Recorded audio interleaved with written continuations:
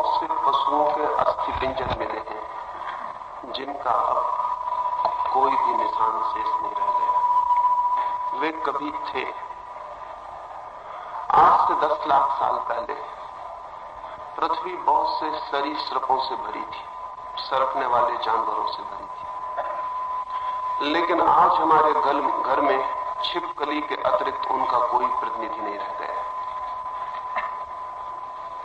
छिपकली भी बहुत छोटा प्रतिनिधि है। 10 लाख साल पहले उसके पूर्वज हाथियों से भी 5 गुने और 10 गुने बड़े थे। वे सब कहां खो गए? इतने शक्तिशाली पशु पृथ्वी से कैसे विनष्ट हो गए? किसी ने उन पर हमला किया? किसी ने एटम बम, हाइड्रोजन बम गिराया? नहीं, उनके खत्म हो जाने की बड़ी अद्भुत कथा है। उन्होंने कभी सोचा भी न होगा कि वे समाप्त हो जाएंगे। वे समाप्त हो गए अपनी संतति के बढ़ जाने के कारण। वे इतने ज्यादा हो गए कि पृथ्वी पर जीना उनके लिए असंभव हो गया। भोजन कम हुआ, पानी कम हुआ, लिविंग स्पेस कम हुआ, जीने के लिए जितनी जगह चाहिए वो कम हो गई। उन पशुओं को बिल्कुल आमूल मिट जाना पड़ा। ऐसी दुर्घटना आज तक मनुष्य जाति के जीवन में नहीं आई है, लेकिन भविष्य में आ सकती है। आज तक न आई, उसका कारण यह था कि प्रकृति ने निरंतर मृत्यु को और जन्म को संतुलित रखा है। 10 आदमी पैदा होते थे बुद्ध के जमाने में, तो 7 या 8 व्यक्ति उसमें जन्म के बाद मर जाते थे। दुनिया की आबादी कभी इतनी नहीं बढ़ी थी कि भोजन की कमी पड़ जाए, स्थान की कमी पड़ जाए। फिर विज्ञान और आदमी की निरंतर खोजने और मृत्यु से लड़ाई लेने ने वो स्थिति पैदा कर दी कि आज 10 बच्चे पैदा होते हैं। सुसंस्कृत शब्द मुल्क में तो मुश्किल से 1 बच्चा मर पाता। स्थिति बिल्कुल उल्टी हो गई। उम्र भी लंबी हुई। आज रूस में 150 वर्ष की उम्र के भी हजारों लोग हैं। औसत उम्र 80 और 82 वर्ष तक कुछ मुल्कों में पहुंच गई। स्वाभाविक परिणाम जो होना था वो ये हुआ कि जन्म की दर तो पुरानी रही, मृत्यु की दर हमने कम कर दी। अकाल होते थे, अकाल बंद कर दिए। महामारियां आती थी, प्लेग होता था, मलेरिया होता था, हैजा होता था, वे हमने कम कर दिए। हमने मृत्यु के बहुत से द्वार रोक दिए और जन्म के सब द्वार खुले छोड़ दिए। मृत्यु और जन्म के बीच जो संतुलन था वो विनष्ट हो गया। 1945 में हिरोशिमा में एटम गिरा। 1 लाख आदमी एटम बम से मरे। उस समय लोगों को लगा कि बहुत बड़ा खतरा है, अगर एटम बनता चला गया तो सारी दुनिया नष्ट हो सकती है। लेकिन आज जो लोग समझते हैं वे ये कहते हैं कि दुनिया के नष्ट होने की संभावना एटम से बहुत कम है। दुनिया के नष्ट होने की संभावना लोगों के मरने की, दुनिया के नष्ट होने की नई संभावना है, वो है लोगों के पैदा होने से।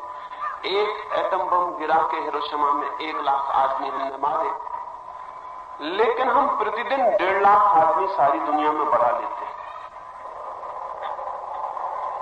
1 हिरोशिमा, 1.5 हिरोशिमा हम रोज पैदा कर लेते हैं। 1.5 लाख आदमी प्रतिदिन बढ़ जाता है। इसका डर है कि अगर इसी तरह संख्या बढ़ती चली गई तो इस सदी के पूरे होते होते कोहनी हिलाने के लिए भी जगह पृथ्वी पर शेष नहीं रह जाएगी। और तब सभाएं करने की जरूरत ना होगी, क्योंकि हम 24 घंटे सभाओं में ही होंगे। आज भी न्यूयॉर्क या बंबई में 24 घंटे कोहनी हिलाने को फुर्सत नहीं है, सुविधा नहीं है, अवकाश नहीं है। ऐसी स्थिति सारी पृथ्वी की हो जानी सुनिश्चित है। इसलिए इस समय सबसे बड़ी चिंता जो मनुष्य जाति के हित के संबंध में सोचते हैं उन लोगों के समक्ष एक्सप्लोजन ऑफ पॉपुलेशन है।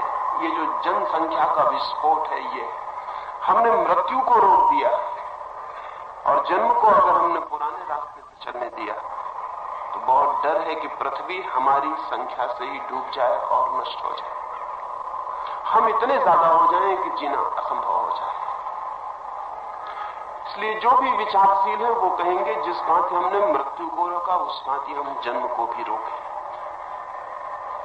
और जन्म को रोकना बहुत हितकर हो सकता है, बहुत महत्वपूर्ण हो सकता है, बहुत दिशाओं से। पहली बात तो ये ध्यान में रख लेनी है कि जीवन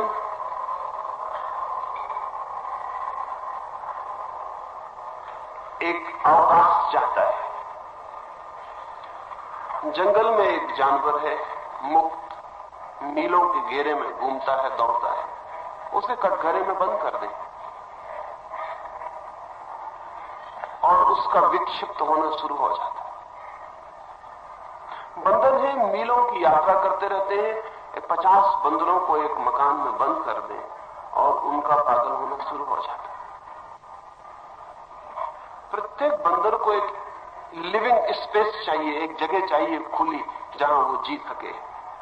अब बंबई में या न्यूयॉर्क में या वाशिंगटन में या मॉस्को में वो लिविंग स्पेस खो गई।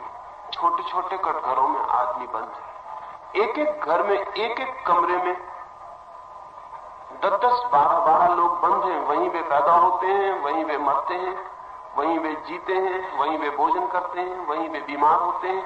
एक एक छोटे कमरे में 10-10, 12-12, 15-15 लोग बंद हैं। अगर वे विक्षिप्त न हो जाएं तो कोई आश्चर्य नहीं, अगर वे पागल न हो जाएं तो कोई आश्चर्य नहीं। वे पागल होंगे ही, वे नहीं हो पा रहे हैं, यही आश्चर्य। इतने कम हो पा रहे हैं, यही आश्चर्य। मनुष्य को एक खुला स्थान चाहिए जीने के लिए, लेकिन संख्या अगर ज्यादा हो जाए तो खुला स्थान समाप्त हो जाए। हमें ख्याल नहीं, जब आप अकेले कमरे में होते हैं तब आप एक मुक्ति अनुभव करते हैं। 10 लोग आपके कमरे में सिर्फ बैठ जाएं, कुछ करें ना, आपसे बोले भी ना, आपको छुए भी ना, सिर्फ 10 लोग कमरे में बैठ जाएं और आपके मस्तिष्क पे एक अनजाना भार पड़ना शुरू हो जाता है। अभी मनोवैज्ञानिक कहते हैं कि चारों तरफ बढ़ती हुई भीड़, प्रत्येक व्यक्ति के मन पर एक अनजाना भार। आप एक रास्ते पे चल रहे हैं अकेले में, कोई भी रास्ते पर नहीं है, तब आप दूसरे ढंग के आदमी होते हैं। और फिर उस रास्ते पर 2 आदमी एक बगल की गली से निकल के आ गए हैं, आप फौरन दूसरे आदमी हो जाते हैं। उनकी मौजूदगी आपके भीतर कोई तनाव पैदा कर देती। आप अपने बाथरूम में स्नान करते हैं, तब आपने ख्याल किया आप वही आदमी नहीं होते जो आप अपने बैठक घर में होते हैं। बाथरूम में आप बिल्कुल दूसरे आदमी होते हैं। बूढ़ा भी बाथरूम में बच्चे जैसा उन्मुक्त हो जाता है। बूढ़े भी बाथरूम के आईने में बच्चों जैसी जीभें दिखाते हैं, मुंह चिढ़ाते हैं, नाच भी लेते हैं। लेकिन अगर पता चल जाए कि की होल से, कुंजी के छेद से कोई झांक रहा है, तो वे फिर एकदम बूढ़े हो जाएंगे, उनका बचपन खो जाएगा, फिर वे सख्त और मजबूत और बदल जाएंगे। कुछ क्षण चाहिए जब हम बिल्कुल अकेले हो सके। मनुष्य की आत्मा के जो भी श्रेष्ठतम फूल हैं वे एकांत में और अकेले में ही खिलते हैं। काव्य हो, संगीत हो, परमात्मा की प्रतिध्वनि मिले, वो सब एकांत और अकेले में ही मिलती। आज तक जगत में भीड़ भाड़ में कोई श्रेष्ठ काम नहीं हो सका। भीड़ ने अब तक कोई श्रेष्ठ काम किया ही नहीं। जो भी जगत में श्रेष्ठ जन्मा है, कविता, चित्र, संगीत, परमात्मा, प्रार्थना, प्रेम, वो सब एकांत में और अकेले के फूल। लेकिन वे सब फूल मुरझा जाएंगे, मुरझा गए हैं, मुरझा रहे हैं, मिट जाएंगे। आदमी श्रेष्ठ से रिक्त हो जाएगा, क्योंकि भीड़ चारों तरफ से अनजाना दबाव डाले चली जाती है। सब तरफ आदमी है, सब तरफ आदमी है। और एक बहुत बड़ी मजे की बात है, आदमी जितने बढ़ते हैं उतना व्यक्तित्व कम हो जाता है। भीड़ में कोई आदमी इंडिविजुअल नहीं होता, व्यक्ति नहीं होता। भीड़ में नाम मिट जाता है, आइडेंटिटी मिट जाती है, तादाद मिट जाता है। आप कोई नहीं होते, भीड़ के एक अंग होते। इसलिए भीड़ बुरे काम कर सकती, अकेला आदमी उतने बुरे काम नहीं कर पाता। अगर किसी मस्जिद को जलाना है तो अकेला आदमी नहीं जला सकता, कितना ही पक्का हिंदू क्यों ना हो। और अगर किसी मंदिर में राम की मूर्ति तोड़नी है तो अकेला मुसलमान नहीं तोड़ सकता, कितना ही पक्का मुसलमान क्यों ना हो। भीड़ चाहिए। अगर बच्चों की हत्या करनी और स्त्रियों के साथ बलात्कार करना हो और आग लगानी हो जिंदा आदमियों में, तो अकेला आदमी लगाने में बहुत कठिनाई अनुभव करता है। लेकिन भीड़ एकदम सरलता से कर पाती। क्यों?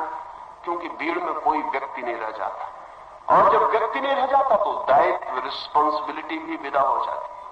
तब हम कह सकते हैं हमने नहीं किया, आप तो सिर्फ भीड़ में सम्मिलित थे। कभी आपने देखा हो अगर भीड़ तेजी से चल रही हो, नारे लगा रही हो, तो आप भी नारे लगाने लगते हैं और आप भी तेजी से चलने लगते हैं। तेजी से चलती भीड़ में आपके पैर भी तेज हो जाते हैं। नारा लगाती भीड़ में आपका नारा भी लगने लगता है। एडोल्फ हिटलर ने अपनी आत्मकथा में लिखा है कि शुरू में मेरे पास बहुत थोड़े लोग थे, 10-15 लोग ही थे, और 10-15 लोगों से कैसे एडोल्फ हिटलर हुकूमत तक पहुंचा, वो बड़ी अजीब कथा है।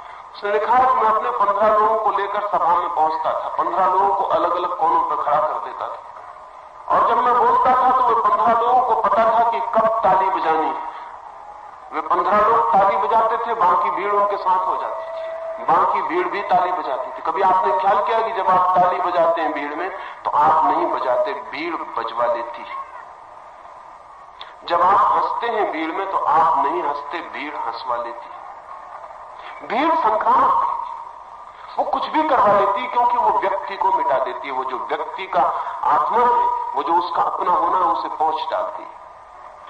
अगर पृथ्वी पर भीड़ बढ़ती चली गई तो व्यक्ति विदा हो जाएंगे, भीड़ें रह जाएंगी, व्यक्तित्व क्षीण हो जाएगा। क्षीण हुआ, खत्म हो जाएगा, मिट जाएगा, पूछा जा रहा है। यही सवाल नहीं है कि पृथ्वी आगे इतनी भीड़ को लेकर जीने में असमर्थ होगी। अगर हमने कोई उपाय भी कर लिया, समुद्र से खाना निकाल सकेंगे, क्योंकि मजबूरी होगी तो कोई उपाय खोजना पड़ेगा। समुद्र से खाना निकल सकेगा, हो सकता है हवाओं से भी खाना निकाला जा सके, और ये भी हो सकता है कि सूरज की किरणों से हम सीधा भोजन ग्रहण कर सकें। ये सब हो सकता है। सिंथेटिक फूड भी हो सकते हैं, सिर्फ गोलियां खा के भी आदमी जिंदा रह सके। आखिर भीड़ बढ़ती जाएगी तो भोजन का तो हम कोई हल कर लेंगे, लेकिन आत्मा का हल नहीं हो सकेगा। इसलिए मेरे सामने परिवार नियोजन जैसी चीज केवल आर्थिक मामला नहीं है, बहुत गहरे अर्थों में धार्मिक मामला है।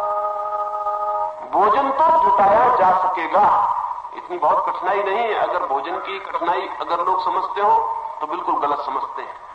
अभी समुद्र खाली पड़े हैं, अभी समुद्रों में बहुत भोजन है, और वैज्ञानिक प्रयोग ये कह रहे हैं कि समुद्रों के पानी से बहुत भोजन निकाला जा सकता है। आखिर मछली समुद्र से भोजन ले रही है, लाखों तरह के जानवर समुद्र से भोजन ले रहे हैं, पानी से। तो पानी से हम भी भोजन निकाल सकते हैं। आखिर मछली को हम खा लेते हैं तो हमारा भोजन बन जाता है, और मछली ने जो भोजन लिया वो पानी से लिया। अगर हम एक मशीन बना सके जो मछली का काम कर सके, तो पानी से हम सीधा भोजन पैदा कर लेंगे। आखिर मछली भी एक मशीन का काम करती है। घास खाती है गाय, फिर गाय का दूध पी लेते हैं हम सीधा घास खाएं तो मुश्किल होती, बीच में मध्यस्थ गाय चाहिए। गाय घास को इस हालत में बदल देती है कि हमारे भोजन के योग्य हो जाता है। आज नहीं कल हम मशीन की गाय भी बना लेंगे, जो घास को इस हालत में बदल दे कि हम उसको ले लें। सिंथेटिक दूध जल्दी ही बन सकेगा। आखिर वेजिटेबल घी बन सकता है, तो वेजिटेबल दूध क्यों नहीं बन सकता है? कोई कठिनाई नहीं। भोजन का मसला तो हल हो जाएगा, लेकिन असली सवाल भोजन का नहीं है, असली सवाल ज्यादा गहरे। अगर आदमी की भीड़ बढ़ती जाती है और पृथ्वी कीड़े मकोड़ों की तरह आदमी से भर जाती है, तो आदमी की आत्मा खो जाएगी, और उस आत्मा को देने का विज्ञान के पास कोई उपाय नहीं। वो आत्मा खो ही जाएगी। और अगर भीड़ बढ़ती चली जाती है तो एक एक व्यक्ति पर चारों तरफ से इतना अनजाना दबाव पड़ेगा, हमें अनजाने दबाव दिखाई नहीं पड़ते। आप जमीन पे चलते हैं, आपने कभी सोचा कि जमीन का ग्रेविटेशन आपको खींच रहा है? नहीं, हम बचपन से उसके आदी हो जाते हैं, इसलिए पता नहीं चलता। लेकिन जमीन से बहुत बड़ा वजन हमें पूरे वक्त खींचे हुए। वो तो अभी चांद पर जो यात्री गए उनको पता चला कि जमीन अब लौट के उनको जमीन वैसे कभी ना लगेगी जैसे पहले लगी थी, क्योंकि चांद पे वे 7 फीट ऊंची छलांग भी लगा सकते हैं। चांद की पकड़ बहुत कम, चांद बहुत नहीं खींचता है, जमीन बहुत जोर से खींच रही, हवाएं चारों तरफ से दबा रही, लेकिन उनका हमें पता नहीं चलता क्योंकि हम उनके आदी हो गए। और अनजाने दबाव भी है मानसिक, ये तो भौतिक दबाव है। चारों तरफ लोगों की मौजूदगी भी हमको दबा रही है। वे भी हमें भीतर की तरफ प्रेस कर रहे हैं। सिर्फ उनकी मौजूदगी भी हमें परेशान किए हुए। अगर ये भीड़ बढ़ती चली जाती है तो एक सीमा पर पूरी मनुष्यता के न्यूरोटिक विक्षिप्त हो जाने का डर है। सच तो यह है कि आधुनिक मनोविज्ञान, मनोविश्लेषण ये कहता है कि जो लोग पागल हुए जा रहे हैं, उन पागल होने में 90% पागल ऐसे हैं जो भीड़ के दबाव को नहीं सह पा रहे हैं। दबाव चारों तरफ से बढ़ता चला जा रहा है और भीतर दबाव को सहना मुश्किल हुआ जा रहा है। उनके मस्तिष्क की नसें फटी जा रही। इसलिए बहुत गहरे में सवाल सिर्फ मनुष्य के फिजिकल सर्वाइवल, शारीरिक बचाव का नहीं, उसके आत्मिक बचाव का भी है। इसलिए जो लोग ये कहते हो कि संतति नियमन जैसी चीजें अधार्मिक हैं, उन्हें धर्म का कोई पता ही नहीं, क्योंकि धर्म का पहला सूत्र है व्यक्ति को व्यक्तित्व मिलना चाहिए और व्यक्ति के पास एक आत्मा होनी चाहिए। व्यक्ति भीड़ का हिस्सा न रह जाए। लेकिन जितनी भीड़ बढ़ेगी उतना हम व्यक्तियों की फिक्र करने में असमर्थ हो जाएंगे। जितनी भीड़ ज्यादा हो जाएगी उतनी हमें भीड़ की फिक्र करनी पड़ेगी, व्यक्ति की फिक्र नहीं करनी पड़ेगी। जितनी भीड़ बढ़ जाएगी उतना हमें पूरे के पूरे जगत की इकट्ठी फिक्र करनी पड़ेगी। फिर ये सवाल नहीं कि आपको कौन सा भोजन प्रीतिकर और कौन से कपड़े प्रीतिकर और कैसा मकान प्रीतिकर है। ये सवाल नहीं है कैसा मकान दिया जा सकता है भीड़ को, कैसे कपड़े दिए जा सकते हैं, कैसा भोजन दिया जा सकता है। व्यक्ति का सवाल विदा हो जाता है। तब भीड़ के एक अंश की तरह आपको कितना भोजन, कितना कपड़ा, कैसा उठना, कैसा बैठना, कैसा सोना दिया जा सकता है। अब मैं एक मित्र भी जापान से लौटे, वो कह रहे थे कि जापान में घरों की इतनी तकलीफ है, भीड़ बढ़ती चली जा रही है, तो एक नए तरह के पलंग उन्होंने ईजाद किए। आज हमें भी आज ईजाद करने पड़ेंगे। मल्टी स्टोरीड पलंग, रात सो भी नहीं सकते अकेले। 10 खाटें एक साथ जुड़ी हुई हैं, एक के ऊपर एक। रात जब आप सोते हैं तो अपनी नंबर की खाट पे चढ़ के सो जाते हैं, बाकी 9 लोग भी अपनी अपनी खाटों पे चढ़ के सो जाते हैं। रात सोने में भी हम भीड़ के बाहर नहीं रह सकेंगे बहुत देर तक, क्योंकि भीड़ घुसती चली आ रही, बढ़ती चली जा रही, वो आपके सोने के कमरे में भी मौजूद हो जाएगी। अब 10 आदमी एक ही खाट पर सो रहे हो तो वो घर कम रह गया, रेलवे कंपार्टमेंट ज्यादा हो गया। रेलवे कंपार्टमेंट में भी 10 टायर सीटें अभी वहां भी नहीं है, लेकिन 10 से ही मामला हल न हो जाएगा। अगर ये भीड़ बढ़ती जाती है तो सब तरह व्यक्ति का एनक्रोचमेंट करेगी। वो जो व्यक्ति है उसको सब तरफ से घेरेगी, सब तरफ से बंद करेगी, और हमें ऐसा कुछ करना पड़ेगा कि जिसमें धीरे धीरे व्यक्ति खोता ही चला जाए, उसकी चिंता ही बंद कर देनी पड़ेगी। मेरी दृष्टि में मनुष्य की संख्या का विस्फोट, जनसंख्या का विस्फोट बहुत गहरे अर्थों में धार्मिक सवाल है, सिर्फ भोजन का आर्थिक सवाल नहीं। दूसरी बात ध्यान देने जैसी है और वो ये सोचने जैसा है कि आदमी ने अब तक जो भी जीवन की व्यवस्था की थी, समाज की जो व्यवस्था की थी, वे सारी परिस्थितियां बदल गई हैं, लेकिन हम पुरानी व्यवस्था से चिपटे चले जाते हैं, जबकि परिस्थितियां सारी बदल गई हैं। अब कोई परिस्थिति वही नहीं रह गई है जो आज से 5000 साल पहले मनु के जमाने में। जब परिस्थितियां बदल जाती हैं तब भी नियम पुराने ही चलते चले जाते हैं। आज भी घर में एक बच्चा पैदा होता है तो हम बैंड बाजा बजाते हैं, झंडी लगाते हैं, संगीत का इंतजाम करते हैं, शोरगुल करते हैं, प्रसाद बांटते हैं। ये 5000 साल पहले बिल्कुल ही ठीक बात थी, क्योंकि 5000 साल पहले 10 बच्चे पैदा होते थे तो 7 और 8 बच्चे तो मर जाते थे, और 5000 साल पहले एक बच्चे का पैदा होना बड़ी घटना थी। समाज के लिए उसकी बड़ी जरूरत थी, क्योंकि समाज में बहुत थोड़े लोग थे। लोग ज्यादा होने चाहिए, नहीं तो पड़ोसी के हमले में जीतना मुश्किल हो जाएगा। एक व्यक्ति का मर जाना बड़ी ताकत थी, क्योंकि व्यक्ति की अकेली ताकत थी, व्यक्ति से लड़ना था, पास के कबीले से हारना संभव हो जाता अगर संख्या कम हो जाती। इसलिए प्रत्येक कबीला संख्या को बढ़ाने की कोशिश करता था। संख्या जितनी बढ़ जाए उतना कबीला मजबूत हो जाता था, इसलिए संख्या का बड़ा गौरव था। हम कहते थे हम इतने करोड़ हैं, उसमें बड़ी अकड़ थी, उसमें बड़ा अहंकार अधिकार था, लेकिन वक्त बदल गया, हालतें बिल्कुल उल्टी हो गई, लेकिन नियम पुराना चल रहा है। हालतें बिल्कुल उल्टी हो गई हैं। अब जो जितनी ज्यादा संख्या में है उतनी जल्दी पृथ्वी पर मरने के उसके उपाय। तब जो जितनी ज्यादा संख्या में था उतना ज्यादा उसकी जीतने की संभावना थी, बचने की संभावना थी। आज संख्या जितनी ज्यादा होगी उतने मरने का हम अपने हाथ से उपाय कर रहे हैं। आज संख्या का बढ़ना सुसाइडल है, आत्मघाती।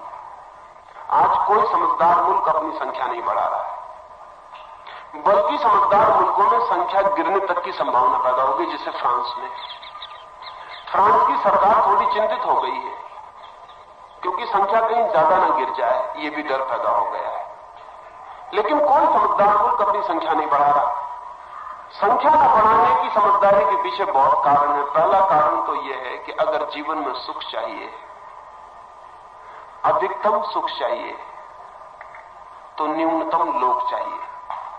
अगर दीनता चाहिए, दुख चाहिए, गरीबी चाहिए, बीमारी चाहिए, पागलपन चाहिए, तो अधिकतम लोग पैदा करना उचित है।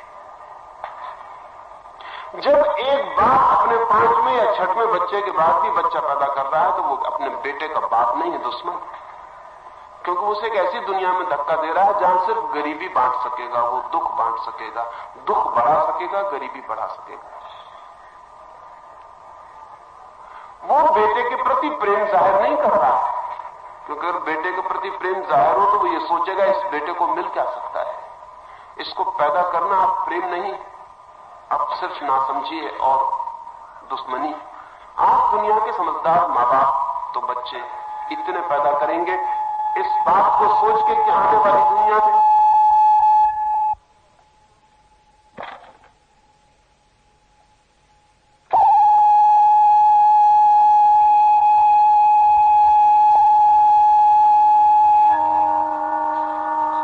संख्या सुख की दुश्मन हो सकती है।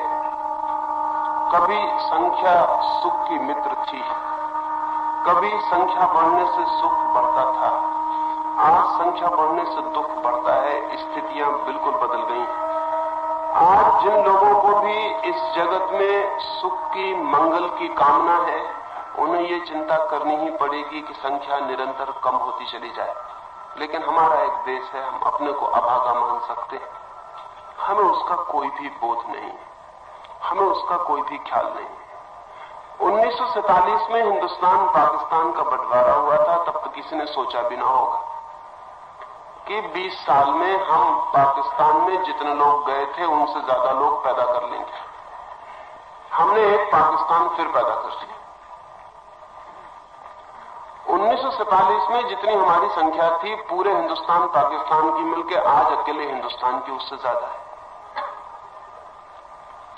ये संख्या अगर इसी अनुपात में बढ़ी चली जाती है और फिर दुख बढ़ता है, दारिद्र्य बढ़ता है, दीनता बढ़ती है, बेकारी बढ़ती है, बीमारी बढ़ती है, तो हम परेशान होते हैं, उससे हम लड़ते हैं और हम कहते हैं बेकारी नहीं चाहिए, और हम कहते हैं गरीबी नहीं चाहिए, और हम कहते हैं हर आदमी को जीवन की सब सुविधाएं मिलनी चाहिए, और हम ये सोचते ही नहीं कि जो हम कर रहे हैं उससे हर आदमी को जीवन की सारी सुविधाएं कभी भी नहीं मिल सकती, और जो हम कर रहे हैं उससे हमारे बेटे बेकार रहेंगे, और जो हम कर रहे हैं उससे भिखमंगी बढ़ेगी, गरीबी बढ़ेगी। लेकिन धर्मगुरु है इस मुल्क में जो समझाते हैं कि ये ईश्वर के विरोध में है, ये बात संतति नियमन की बात ईश्वर के विरोध में। इसका ये मतलब हुआ कि ईश्वर चाहता है कि लोग दीन रहें, दरिद्र रहें, भीख मांगे, गरीब हों, भूखे मरें सड़कों पर। अगर ईश्वर यही चाहता है तो ऐसे ईश्वर की चाह को भी इंकार करना पड़ेगा। लेकिन ईश्वर ऐसा कैसे चाह सकता है? लेकिन धर्मगुरु चाह सकते हैं, क्योंकि एक बड़े मजे की बात है, दुनिया में जितना दुख हो धर्मगुरु की दुकान उतनी ही ठीक से चलती है। दुनिया में सुख हो तो उसकी दुकान चलनी बंद हो जाती है। धर्मगुरु की दुकान दुनिया के दुख पर निर्भर है। सुखी और आनंदित आदमी धर्मगुरु की तरफ नहीं जाता, स्वस्थ प्रसन्न आदमी धर्मगुरु की तरफ नहीं जाता। दुखी, बीमार, परेशान धर्मगुरु की तलाश करता है। हाँ, सुखी और आनंदित आदमी धर्म की खोज कर सकता है, लेकिन धर्मगुरु की नहीं।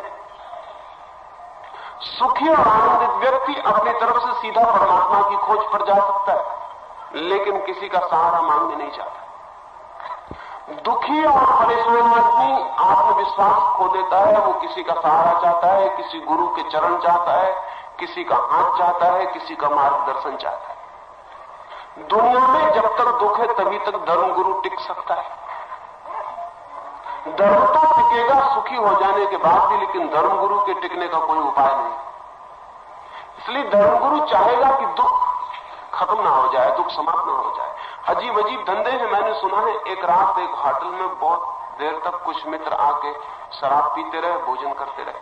आधी रात वे विदा होने लगे तो मैनेजर ने होटल के अपनी पत्नी से कहा कि ऐसे भले लोग, ऐसे प्यारे लोग, ऐसे दिल फेंक लोग, ऐसे खर्च करने वाले लोग अगर रोज आए तो हमारी जिंदगी में आनंद ही आनंद हो जाए। चलते वक्त मेहमानों से उसने कहा कि आप कभी कभी आया करें, बड़ी कृपा रही, आप आए, हम बड़े आनंदित हुए। जिस आदमी ने पैसे चुकाए थे उसने कहा भगवान से प्रार्थना करना हमारा धंधा ठीक चले, हम रोज आते रहेंगे। मैनेजर ने पूछा लेकिन आपका धंधा क्या है? उसने कहा ये मत पूछो, तुम तो सिर्फ प्रार्थना करना कि हमारा धंधा ठीक चलता है। फिर भी उसने कहा कृपा कर बता तो दें कि धंधा आपका क्या है? उसने कहा मैं मरघट पर लकड़ी बेचने का काम करता हूं, हमारा धंधा रोज चलता रहा, हम बराबर आते रहे। कभी कभी ऐसा होता है धंधा बिल्कुल ही नहीं चलता, कोई गांव में मरता ही नहीं, लकड़ी नहीं बिकती। जिस दिन गांव में ज्यादा लोग मरते हैं उस दिन लकड़ी ज्यादा बिक जाती, धंधा ठीक चल जाता, हम चले आते। आपने सुना होगा ना, डॉक्टर भी कहते हैं जब मरीज ज्यादा होते हैं तो वो कहते हैं सीजन चल रहा है।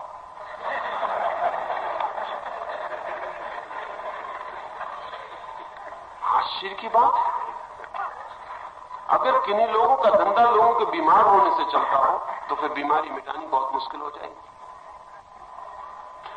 अब ये डॉक्टर को हमने उल्टा काम सौंपा हुआ है, उसको हमने काम सौंपा हुआ है कि वो लोगों की बीमारी मिटाए, और उसकी पूरी आकांक्षा भीतर ये है कि लोग बीमार हो, क्योंकि उसका व्यवसाय बीमारी पर खड़ा है। इसलिए रूस में क्रांति के बाद उन्होंने जो बड़े काम किए उनमें एक काम यह था कि डॉक्टर के काम को उन्होंने नेशनलाइज कर दिया।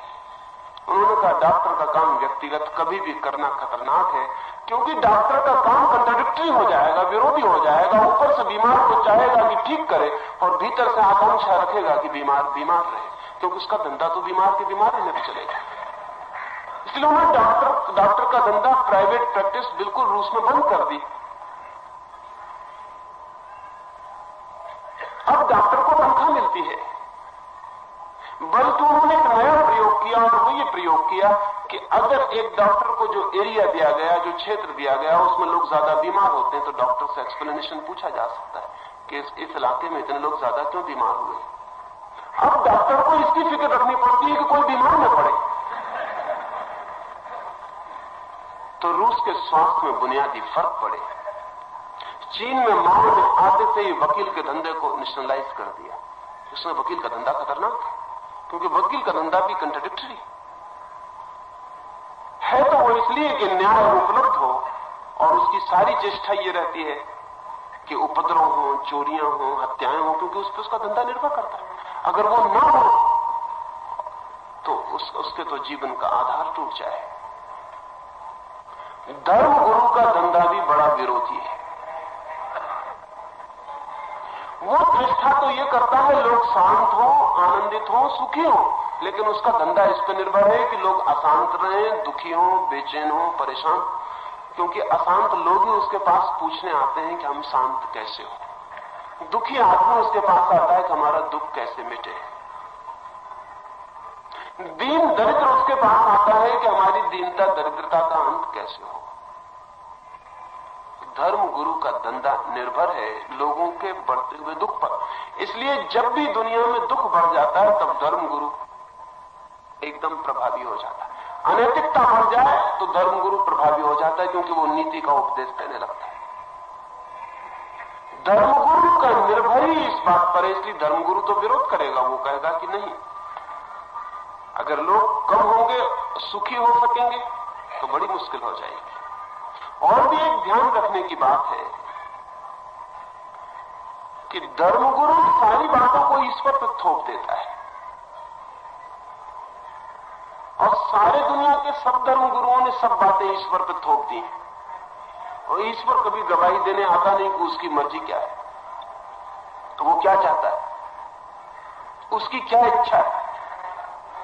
इंग्लैंड और जर्मनी अगर युद्ध में हो तो इंग्लैंड का धर्मगुरु समझाता है कि ईश्वर की इच्छा है इंग्लैंड को जिताना, और जर्मनी का धर्मगुरु समझाता है कि ईश्वर की इच्छा है जर्मनी को जिताना। जर्मनी में उसी भगवान से प्रार्थनाएं की जाती हैं कि अपने देश को जिताओ, और इंग्लैंड में पादरी और पुरोहित प्रार्थना करता है कि हे भगवान अपने देश को जिताओ। ईश्वर की इच्छा पर हम अपनी इच्छा थोपते रहे। ईश्वर बेचारा बिल्कुल चुप है, उसका कुछ पता नहीं चलता कि उसकी इच्छा क्या है। अच्छा हो कि हम ईश्वर पर अपनी इच्छाएं न थोपें, बल्कि हम जीवन को सोचें, समझें और वैज्ञानिक रास्ता निकालें। ये भी ध्यान में रखने योग्य है कि जितना समाज समृद्ध होता है उतने कम बच्चे पैदा करता है, गरीब समाज ज्यादा बच्चे पैदा करता है, दीन और दरिद्र और भिखारी समाज और ज्यादा बच्चे पैदा करता है। कुछ कारण है। जितना कोई समृद्ध होता जाता है, आपने कभी न सुना होगा, अक्सर तो होता है, हिंदुस्तान में अक्सर होता है कि बड़े आदमी को अक्सर बेटे गोद लेना पड़ते हैं। जितना समृद्ध कोई होता चला जाता है उतने बच्चे कम पैदा होते हैं। जितना दुखी दीन दरिद्र होता है उतने ज्यादा बच्चे पैदा होते हैं। कुछ कारण है। कारण यह है कि दुखी दीन दरिद्र जीवन की और किसी मनोरंजन और किसी सुख की सुविधा न होने से आदमी सिर्फ सेक्स और यौन में ही सुख लेने लगता है और कोई उपाय नहीं। एक अमीर संगीत भी सुनता है, साहित्य भी पढ़ता है, चित्र भी देखता है, टेलीविजन भी देखता है, घूमने भी जाता है, पहाड़ की यात्रा भी करता है, उसकी शक्ति बहुत दिशाओं में बह जाती है। एक गरीब आदमी के पास शक्ति बहने का कोई उपाय नहीं रहता, उसके मनोरंजन का कोई उपाय नहीं, क्योंकि सब मनोरंजन खर्चीले। सिर्फ एक सेक्स ऐसा मनोरंजन है जो मुफ्त उपलब्ध है। इसलिए गरीब आदमी बच्चे इकट्ठे करता चला जाता है, वो बच्चे पैदा करता चला जाता है। गरीब आदमी इतने बच्चे इकट्ठा कर लेता है कि और गरीबी बढ़ती चली जाती है, एक विशियस सर्कल पैदा हो जाता है। गरीब ज्यादा बच्चे पैदा करता है, गरीब के बच्चे और गरीब होते हैं, वे और बच्चे पैदा करते जाते हैं, और देश गरीब से गरीब होता चला जाता है। किसी न किसी तरह गरीब आदमी की इस भ्रामक स्थिति को तोड़ना जरूरी है। इसे तोड़ना ही पड़ेगा, अन्यथा गरीबी का कोई पारावार न रहेगा। गरीबी इतनी बढ़ जाएगी कि जीना असंभव हो जाएगा। इस देश में तो बढ़ी गई है और जीना करीब करीब असंभव। कोई मान ही नहीं सकता कि हम जी रहे हैं। अच्छा हो कहा जाए कि हम धीरे धीरे मर रहे हैं। जीने का क्या अर्थ है? जीने का इतना ही अर्थ है कि हम एग्जिस्ट करते हैं, हमारा अस्तित्व है। हम दो रोटी खा लेते हैं, पानी पी लेते हैं और कल तक के लिए और जी जाते हैं। लेकिन जीना ठीक अर्थों में तभी उपलब्ध होता है जब एफ्लुएंस, समृद्धि उपलब्ध हो। जीने का अर्थ है ओवरफ्लोइंग। जीने का अर्थ है जब कोई चीज हमारे ऊपर से बहने लगे। एक फूल है, आपने कभी ख्याल किया कि फूल कैसे खिलता है पौधे पर? अगर पौधे को ठीक खाद न मिले, ठीक पानी न मिले तो पौधा जिंदा रहेगा लेकिन फूल नहीं खिलेगा। फूल ओवरफ्लोइंग है। जब पौधे में इतनी शक्ति इकट्ठी हो जाती है कि अब पत्तों को, जड़ों को, शाखाओं को कोई जरूरत नहीं रह जाती, कुछ अतिरिक्त जब पौधे के पास इकट्ठा हो जाता है तब फूल खिलता है। फूल जो है वो अतिरिक्त है, इसलिए फूल सुंदर है, वो अतिरेक है, वो भाव है, वो किसी चीज का बहुत हो जाने से भाव। जीवन में सभी सौंदर्य अतिरेक है, सभी सौंदर्य ओवरफ्लोइंग है, ऊपर से बह जाना। जीवन का सब आनंद भी अतिरेक है। जीवन में जो भी श्रेष्ठ है वो सब ऊपर से बहा हुआ है। महावीर और बुद्ध राजाओं के बेटे हैं, कृष्ण और राम भी राजाओं के बेटे हैं। ये ओवरफ्लोइंग है। ये फूल जो खिले, ये गरीब के घर में नहीं खिल सकते थे। कोई महावीर गरीब के घर में पैदा नहीं होता, और कोई बुद्ध भी गरीब के घर में पैदा नहीं होता, और कोई राम भी नहीं और कोई कृष्ण भी नहीं। गरीब के घर में ये फूल नहीं खिल सकते। गरीब सिर्फ जी सकता है, उसका जीना इतना न्यूनतम है कि उसमें फूल खिलने का उपाय नहीं। वो गरीब पौधा है, वो किसी तरह जी लेता है, किसी तरह उसके पत्ते भी हो जाते हैं, किसी तरह शाखाएं भी निकल आती हैं। न तो वो पूरी ऊंचाई ग्रहण कर पाता, न सूरज को छू पाता, न आकाश की तरफ उठ पाता, न उसमें फूल खिल पाते। क्योंकि फूल तो तभी खिल सकते हैं जब पौधे के पास जीने से अतिरिक्त शक्ति इकट्ठी हो जाए। जीने से जो अतिरिक्त इकट्ठा होता है तभी फूल खिलते हैं। ताजमहल भी वैसा ही फूल है, वो अतिरेक से निकला हुआ फूल है। जगत में जो भी सुंदर है, साहित्य है, काव्य है, संगीत है, वो सब अतिरिक्त से निकले हुए फूल। गरीब की जिंदगी में फूल कैसे खिल सकते हैं? लेकिन हम रोज अपने को गरीब करने का उपाय करते चले जाएं। और ध्यान रहे, जीवन में जो सबसे बड़ा फूल है परमात्मा का, वो संगीत, साहित्य, काव्य और चित्र और जीवन के छोटे आनंद से भी ज्यादा जब शक्ति ऊपर इकट्ठी होती, तब वो परम फूल खिलता है परमात्मा का। लेकिन गरीब समाज उस फूल के लिए कैसे उपाय बना सकता है? गरीब समाज रोज दीन होता है, रोज हीन होता चला जाता है। गरीब बाप जब 2 बेटे पैदा करता है तो अपने से दुगने गरीब पैदा कर जाता है, उसकी गरीबी भी बढ़ जाती है।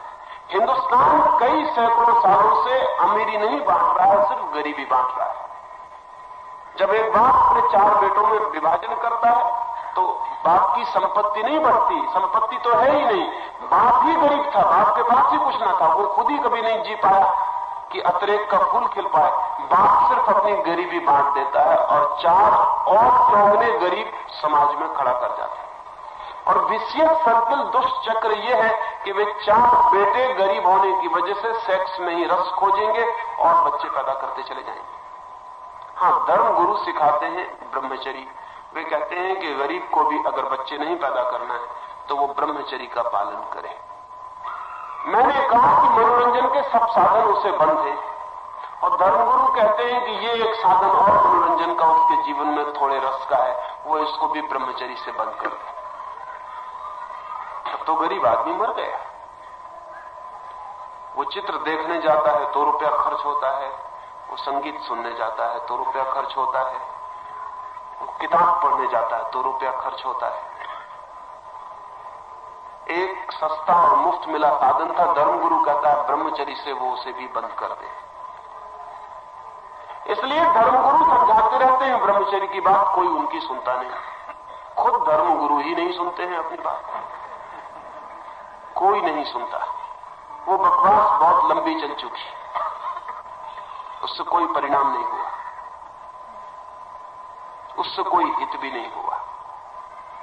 विज्ञान ने ब्रह्मचर्य की जगह एक नया उपाय दिया जो सर्व सुलभ हो सकता है, वो है संतति नियमन के कृत्रिम साधन, जिनसे व्यक्ति को ब्रह्मचर्य में बंधने की कोई जरूरत नहीं। जीवन के द्वार खुले रह सकते हैं, अपने को सप्रेस करने की और दमन करने की भी कोई जरूरत नहीं। और ये भी ध्यान रहे, जो व्यक्ति एक बार अपनी यौन की प्रवृत्ति को जोर से दबा दे अपने भीतर, वो व्यक्ति सदा के लिए किन्हीं गहरे अर्थों में रुग्ण हो जाता है। यौन की वृत्ति से मुक्त हुआ जा सकता है, लेकिन यौन की वृत्ति को दबा के कोई कभी मुक्त नहीं होता। यौन की वृत्ति से मुक्त हुआ जा सकता है अगर यौन में निकलने वाली शक्ति किसी और आयाम में, किसी और दिशा में प्रवाहित हो जाए तो मुक्त हुआ जा सकता है। एक वैज्ञानिक मुक्त हो जाता है बिना किसी ब्रह्मचर्य के, बिना राम राम का पाठ किए, हनुमान चालीसा पढ़े, एक वैज्ञानिक मुक्त हो जाता है, क्योंकि सारी शक्ति की ऊर्जा, सारी ऊर्जा विज्ञान की खोज में लग जाती है। एक चित्रकार भी मुक्त हो सकता है, एक संगीतज्ञ भी मुक्त हो सकता है, एक परमात्मा का खोजी भी मुक्त हो सकता है। ध्यान रहे, लोग कहते हैं ब्रह्मचर्य शर्त है परमात्मा की खोज की। मैं कहता हूं ये बात गलत है। हाँ, परमात्मा की खोज पे जाने वाला ब्रह्मचर्य को उपलब्ध हो जाता है, ये परिणाम। अगर कोई परमात्मा की खोज में पूरी तरह चला गया तो उसकी सारी शक्तियां इतनी लीन हो जाती हैं तो उसके पास यौन की दिशा में जाने के लिए शक्ति का ना भाव बचता, ना आकांक्षा बचती है। ब्रह्मचर्य से कोई परमात्मा की तरफ नहीं जाता, लेकिन परमात्मा की तरफ जाने वाला ब्रह्मचर्य को उपलब्ध हो जाता है। लेकिन अगर हम किसी को कहें कि वो बच्चे रोकने के लिए ब्रह्मचर्य का उपयोग करे, गांधी जी निरंतर वही कहते रहे, और भी इस मुल्क के महात्मा यही कहते हैं कि ब्रह्मचर्य का उपयोग करो। लेकिन गांधी जी से बढ़िया आदमी भी ठीक ठीक अर्थों में ब्रह्मचर्य को कभी उपलब्ध नहीं हो सके। वे भी कहते हैं कि मेरे स्वप्नों में भी काम वासना उतर आती है। वे भी कहते हैं कि दिन तो मैं किसी तरह संयम रख पाता हूं, लेकिन सपनों में सब संयम टूट जाता है। और जीवन के अंतिम दिनों में एक स्त्री को बिस्तर पर लेकर सोकर वो प्रयोग करते थे कि कहीं अभी भी तो काम वासना शेष नहीं रह गई। 70 वर्ष की उम्र में एक युवती को रात बिस्तर पर सोते थे लेके ये जानने के लिए कि कहीं काम वासना शेष रह गई कि नहीं। मुझे पता नहीं कि क्या परिणाम हुआ, क्या वे जान पाए, लेकिन एक बात तो पक्की है कि उन्हें शक रहा होगा 70 वर्ष की उम्र तक की ब्रह्मचर्य उपलब्ध नहीं हुआ, अन्यथा इस परीक्षा की कोई जरूरत न थी।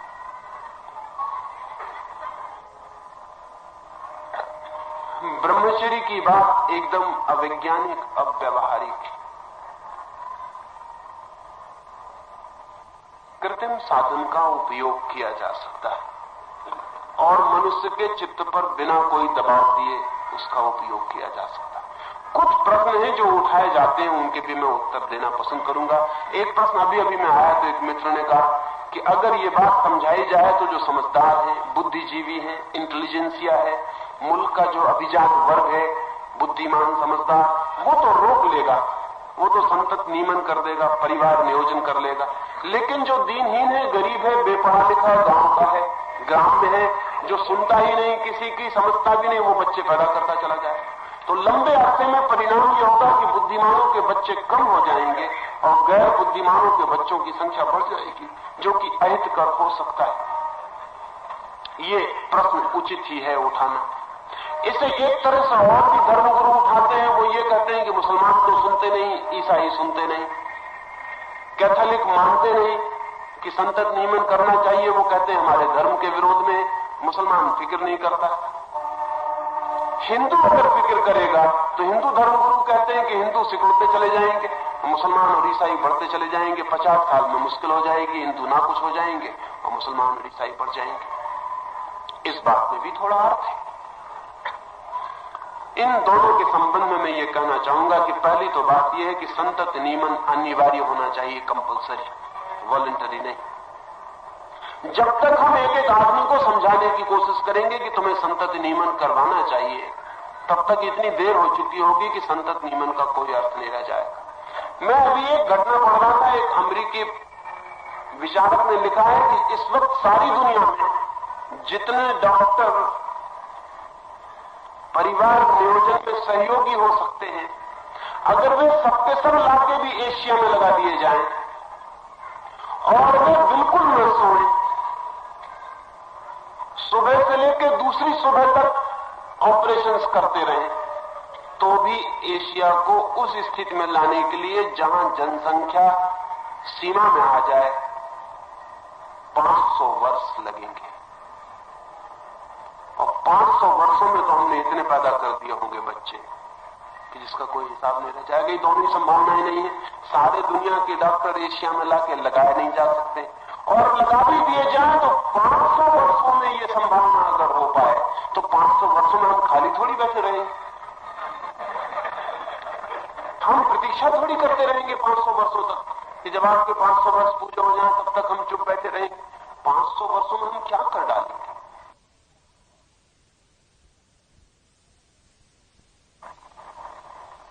नहीं, ये संभव नहीं मालूम होता। समझाने बुझाने के प्रयोग से तो रास्ता दिखाई नहीं पड़ता।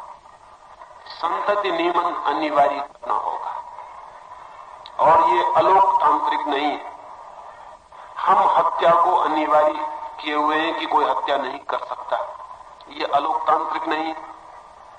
हम कहते हैं कोई किसी आदमी को हत्या का हक नहीं है, लेकिन ये डेमोक्रेसी के खिलाफ नहीं है। अभी मैं अहमदाबाद में बोल रहा था तो मुझे कई पत्र आए कि आप कहते हैं अनिवार्य कर दें संतत नियमन, तो ये तो लोकतंत्र का विरोध है। मैंने उनको कहा कि एक आदमी की हत्या करने से जितना नुकसान होता है, आज उससे 1000 गुना ज्यादा नुकसान एक बच्चे को पैदा करने से होता है। एक आदमी आत्महत्या कर लेता है, उससे जितना नुकसान होता है उतना एक आदमी एक बच्चे को पैदा करता है, उससे 1000 गुना नुकसान होता है। संतत नियमन अनिवार्य होना चाहिए, तब गरीब और अमीर और बुद्धिमान और गैर बुद्धिमान का सवाल नहीं रह जाता। अनिवार्य होना चाहिए तब हिंदू मुसलमान और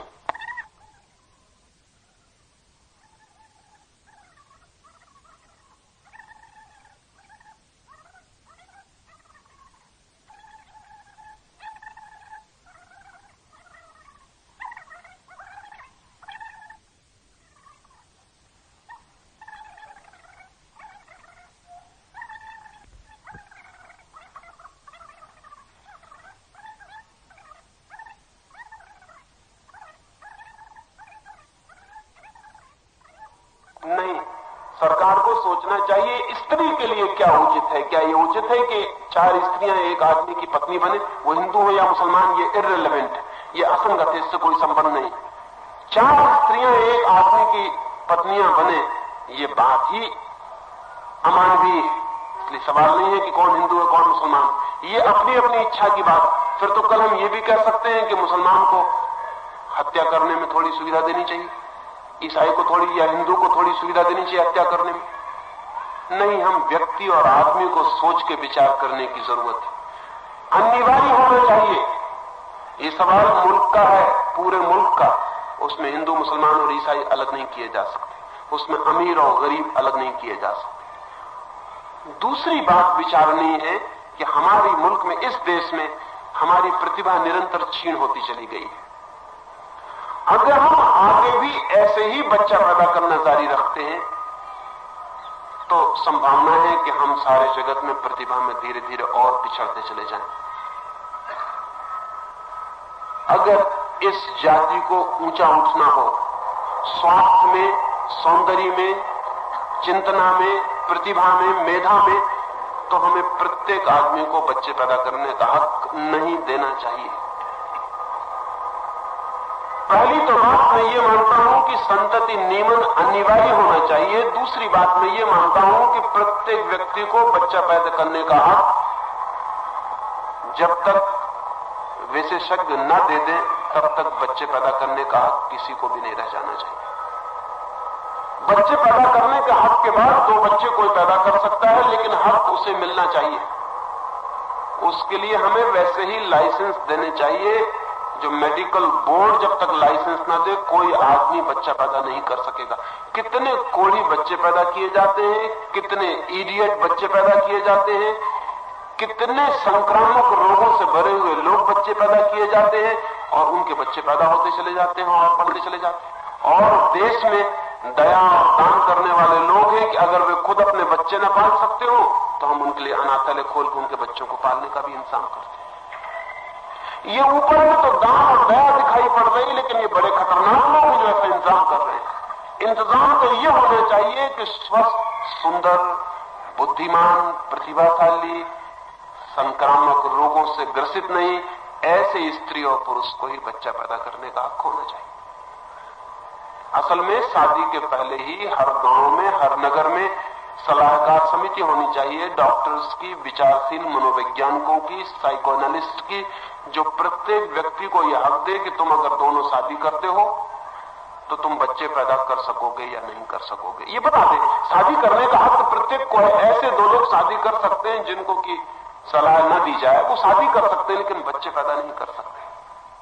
हम जानते हैं भली भांति कि पौधों पर क्रॉस ब्रीडिंग से कितना लाभ उठाया जा सकता है। एक माली अच्छी तरह जानता है कि नए बीज कैसे विकसित किए जा सकते हैं, गलत बीजों को कैसे हटाया जा सकता है, छोटे बीज कैसे अलग किए जा सकते हैं, बड़े बीज कैसे बचाए जा सकते हैं। एक माली सभी बीज नहीं बो देता है, बीजों को छांटता है, लेकिन हम अब तक मनुष्य जाति के साथ उतनी समझदारी नहीं कर सके जो एक साधारण सा माली अपने बगीचे में करता है।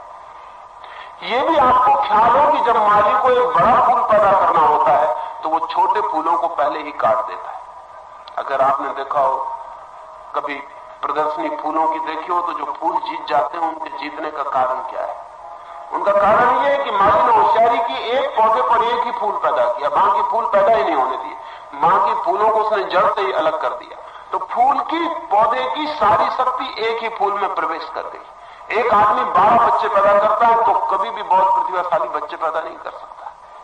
अगर एक ही बच्चा पैदा करे तो उसके 12 बच्चों की सारी प्रतिभा एक में भी प्रवेश कर सकती। और प्रकृति के बड़े अद्भुत नियम, प्रकृति के नियम बहुत हैरानी के, प्रकृति बड़े अजीब ढंग से काम करती है। जब युद्ध होता है दुनिया में तो युद्ध के बाद लोगों की संतति पैदा करने की क्षमता बढ़ जाती है। बड़ी हैरानी की बात, युद्ध से क्या लेना देना।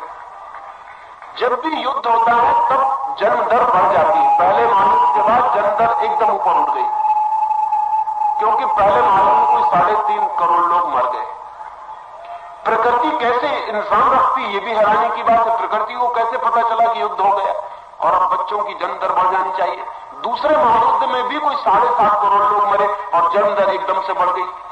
महामारी के बाद, हैजे के बाद, प्लेग के बाद लोगों की जन दर बढ़ जाती। प्रकृति का अपना आंतरिक इंतजाम। अगर एक आदमी 50 बच्चे पैदा करे तो उसकी शक्ति 50 पर बिखर जाती है। अगर वो एक ही बच्चे पर केंद्रित करे तो उसकी शक्ति, उसकी प्रतिभा प्रकृति एक ही बच्चे में भी डाल देती है। मैं देख रहा था तो बहुत हैरान हुआ। जब बच्चे पैदा होते हैं तो 100 लड़कियां पैदा होती हैं, 116 लड़के पैदा होते हैं। ये हम पाते सारी दुनिया में। अभी बड़े मजे की बात है कि 116 लड़के किस लिए पैदा करना? 16 लड़के बेकार रह जाएंगे, इनको कौन लड़की मिलेगी? 100 लड़कियां पैदा होती हैं, 116 लड़के पैदा होते हैं। लेकिन प्रकृति का इंतजाम बहुत ही अद्भुत है, बहुत गहरा है। वो लड़कियों को कम पैदा करती है और लड़कों को ज्यादा, क्योंकि उम्र पाते पाते, मैच्योर होते होते, प्रौढ़ होते होते 16 लड़के मर जाएंगे और संख्या बराबर हो जाएगी। असल में लड़कियों की जिंदगी में जीने का रेसिस्टेंस लड़कों से ज्यादा है, इसलिए 16 लड़के ज्यादा पैदा करती प्रकृति, ताकि भूल चूक ना हो। 16 लड़के मर जाएंगे, 100 लड़कियां रह जाएंगी, 100 लड़के रह जाएंगे। 14 साल के बाद संख्या बराबर हो जाएगी। सारी दुनिया में 14 साल के बाद संख्या बराबर हो जाएगी। वो 16 लड़के भूल चूक से बचने के लिए कि कोई लड़कियां खाली न रह जाएं, बिना लड़कों के न रह जाएं, इतना इंतजाम किया हुआ है। वो 116 लड़कियों की जिंदा रहने की शक्ति लड़कों से ज्यादा। आमतौर पर पुरुष सोचता है हम सब तरह से शक्तिमान है, इस भूल में कभी मत पड़ना। कुछ बातों को छोड़कर स्त्रियां पुरुषों से कई अर्थों में ज्यादा शक्तिमान, जैसे उनका रेसिस्टेंस, उनकी प्रतिरोध की शक्ति ज्यादा है।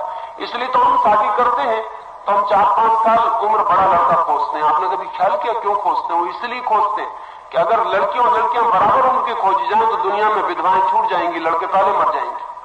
70 साल में लड़के मर जाएंगे और स्त्रियां 75 और 76 साल तक जिंदा रह जाएंगी।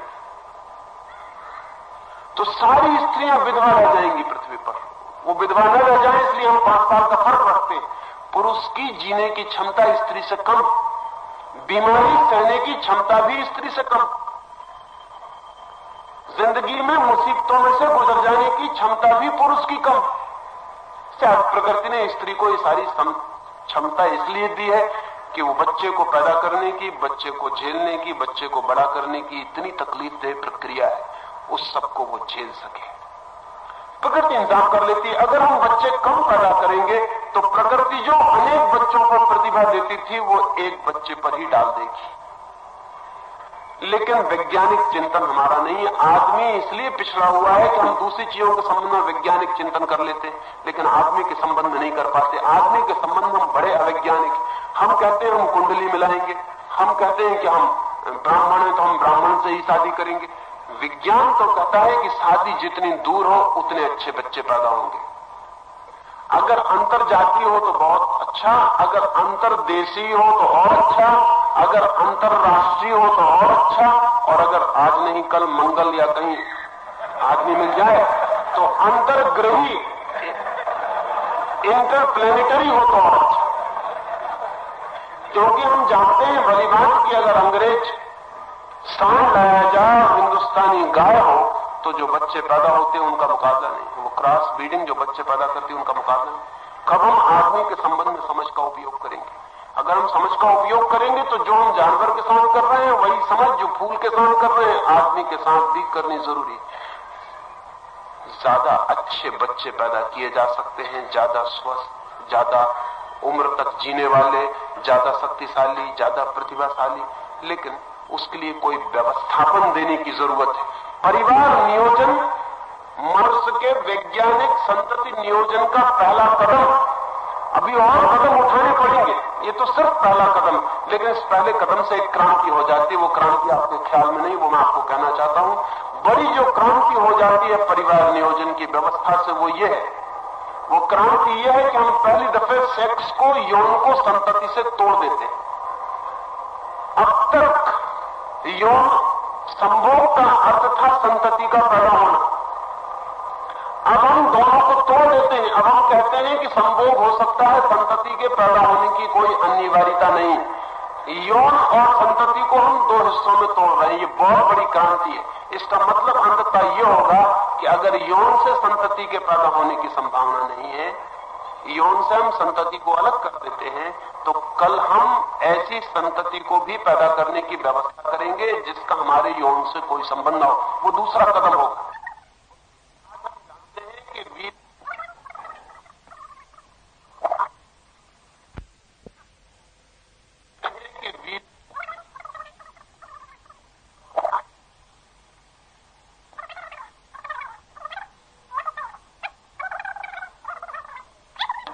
आप अपने बेटे के लिए अच्छे शिक्षक की व्यवस्था करते हैं, आप ही पढ़ाने नहीं बैठ जाते क्योंकि मैं इसका बाप हूं तो मैं ही इसको पढ़ाऊंगा। आप अपने बेटे के लिए अच्छा टेलर खोजते हैं, आप ही कमीज बनाने नहीं बैठ जाते कि मैं इसका बाप हूं।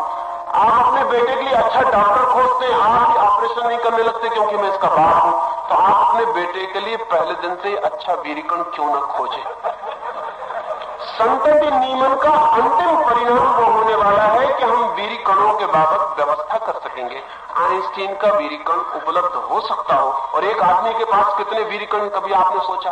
एक संभोग में एक आदमी इतने वीरिकण खोता है कि उससे 1 करोड़ बच्चे पैदा हो सकते, और एक आदमी जिंदगी में अंदाजन 4000 बार संभोग करता है, यानी 4000 करोड़ बच्चे का बाप एक आदमी बन सकता है। एक आदमी के वीरिकण अगर संरक्षित हो सके तो एक आदमी 4000 करोड़ बच्चों का बाप बन सकता है। एक आइंस्टीन 4000 करोड़ बच्चों को जन्म दे सकता है। एक बुद्ध 4000 करोड़ बच्चों को जन्म दे सकता है। क्या उचित ना होगा कि हम आदमी के बाबत विचार करें और हम इस बात की खोज करें? लेकिन संतति नियमन ने पहली घटना पूरी कर दी। हमने सेक्स को तोड़ दिया। हम कहते हैं कि बच्चे की फिक्र छोड़ दो, संभोग किया जा सकता है, संभोग का सुख लिया जा सकता है, बच्चे की चिंता की कोई जरूरत नहीं। जैसे ही ये बात स्थापित हो जाएगी, दूसरा कदम भी उठाया जा सकेगा, और वो ये कि अब तुम संभोग करते हो जिससे उससे ही बच्चा पैदा हो, तुम्हारे ही संभोग से बच्चा पैदा हो, ये भी अवैज्ञानिक है। हम और अच्छी व्यवस्था की जा सकती है, और अच्छा वीरिकण उपलब्ध किया जा सकता है, वैज्ञानिक व्यवस्था की जा सकती है, और तुम्हें वीरिकण मिल सकता है। क्योंकि अब तक हम उसको सुरक्षित नहीं रख सकते थे, अब तो सुरक्षित रखा जा सकता है। अब जरूरी नहीं है कि आप जिंदा हो तभी आपका बेटा पैदा हो, आपके मरने के 10,000 साल बाद भी आपका बेटा पैदा हो सकता है। इसलिए अब जल्दी करने की जरूरत नहीं कि मेरा बेटा मेरी जिंदा रहने में पैदा हो जाए, वो बाद में 10,000 साल बाद भी पैदा हो सकता है। अगर मनुष्यता ने समझा कि आपका बेटा पैदा करना है तो वो आपके लिए सुरक्षा कर सकती है, आपका बच्चा कभी भी पैदा हो सकता है। अब बाप और बेटे का अनिवार्य संबंध उस हालत में नहीं रह जाएगा जिस हालत में अब तक था, वो टूट जाएगा। एक क्रांति हो रही है, लेकिन इस देश में हमारे पास समझ बहुत कम है। अभी तो हम संतति नियमन को ही नहीं समझ पा रहे। वो पहला कदम है, वो सेक्स मॉडलिटी के संबंध में पहला कदम है। और एक दफा सेक्स की पुरानी मॉडलिटी, पुरानी नीति टूट जाए तो इतनी क्रांति होगी जिसका हिसाब लगाना मुश्किल है, क्योंकि हमें पता ही नहीं है कि जो भी हमारी नीति है वो किसी पुरानी यौन व्यवस्था से संबंधित है। यौन व्यवस्था पूरी टूट जाए तो पूरी नीति बदल जाएगी। धर्म गुरु इसलिए भी डरा हुआ है, गांधी जी और विनोबा जी इसलिए भी डरे हुए हैं। वो डरे हुए हैं इसलिए कि अगर ये कदम उठाया गया तो ये पुरानी पूरी नैतिक व्यवस्था को तोड़ देगा, नई नीति विकसित हो जाएगी अपने आप नई नीति विकसित हो जाएगी, क्योंकि पुरानी नीति का कोई अर्थ नहीं रह जाएगा। अब तक पुरुष के दबाव में थी स्त्री, और स्त्री को निरंतर दबाया जा सकता था। पुरुष अपने सेक्स के संबंध में स्वतंत्रता बरत सकता था क्योंकि उसको पकड़ना मुश्किल था। इसलिए पुरुष ने एक ऐसी व्यवस्था बनाई थी जिसमें स्त्री की पवित्रता का पूरा इंतजाम रखा था और अपनी स्वतंत्रता का पूरा इंतजाम रखा था। इसलिए स्त्री को सती होना पड़ता था, पुरुष को नहीं। इसलिए स्त्री के कुंवारे होने पर भारी बल था, पुरुष के कुंवारे होने की कोई चिंता न थी। इसलिए अभी भी माताएं और स्त्रियां कहती हैं कि लड़के तो लड़के हैं, लेकिन लड़कियों के संबंध में हिसाब अलग है। अगर संतति नियमन की बात पूरी होगी और होनी ही पड़ेगी तो लड़कियां भी लड़कों जैसी ही हो जाएंगी, मुक्त। उनको फिर बांधने और दबाने का उपाय नहीं। लड़कियां उपद्रव में पड़ जा सकती थीं क्योंकि उनको गर्भ रह जा सकता था, पुरुष उपद्रव में नहीं पड़ता था क्योंकि उसको गर्भ का कोई डर न था। नई व्यवस्था ने लड़कियों को भी लड़कों की स्थिति में खड़ा कर दिया। पहली दफे स्त्री और पुरुष की समानता सिद्ध हो सकेगी, जो अब तक नहीं हो सकती थी। चाहे हम कितना ही चिल्लाते कि स्त्री और पुरुष समान और समान नहीं हो सकते थे, क्योंकि पुरुष स्वतंत्रता बरत सकता था बिना पकड़े जाने के डर के, स्त्री स्वतंत्रता नहीं बरत सकती थी। विज्ञान की व्यवस्था ने स्त्री को पुरुष के निकट खड़ा कर दिया। अब वे दोनों बराबर स्वतंत्र हैं। अगर पवित्रता निश्चित करनी है तो दोनों को समान निश्चित करनी पड़ेगी, और अगर स्वतंत्रता तय करनी है तो दोनों समान रूप से स्वतंत्र होंगे। बर्थ कंट्रोल, संतति नियमन के कृत्रिम साधन स्त्री को पहली बार पुरुष के समकक्ष बिठाते हैं। बुद्ध नहीं बिठा सके, महावीर नहीं बिठा सके, अब तक दुनिया का कोई महापुरुष नहीं बिठा सका स्त्री को। कहा हमने कि दोनों बराबर है, लेकिन वो बराबर हो नहीं सके, क्योंकि उनकी एनाटॉमी, उनकी शरीर की व्यवस्था, खासकर गर्भ की व्यवस्था कठिनाई में डाल देती थी। स्त्री कभी भी पुरुष की तरह स्वतंत्र नहीं हो सकती थी। आज पहली दफे स्त्री भी स्वतंत्र हो सकती। अब इसके दो ही अर्थ होंगे, या तो स्त्री स्वतंत्र की जाए या पुरुष की अब तक की जो स्वतंत्रता थी उसको पुनर्विचार किया जाए। सारी नीति को बदलना पड़ेगा। इसलिए धर्मगुरु परेशान है, अब मनु की नीति नहीं चल सकेगी, क्योंकि सारी व्यवस्था बदल जाएगी। और इसलिए उनकी घबराहट स्वाभाविक है, लेकिन बुद्धिमान लोगों को समझ लेना चाहिए कि उनकी घबराहट, उनकी नीति को बचाने के लिए मनुष्यता की हत्या नहीं की जा सकती। उनकी नीति जाती हो कल तो आज चली जाए, लेकिन मनुष्यता का बचना ज्यादा महत्वपूर्ण और ज्यादा जरूरी है। मनुष्य रहेगा तो हम नई नीति खोज लेंगे, और मनुष्य न रहा तो मनु की और याज्ञवल्क्य की किताबें सड़ जाएंगी और गल जाएंगी और नष्ट हो जाएंगी, उनको कोई बचा भी नहीं सकता।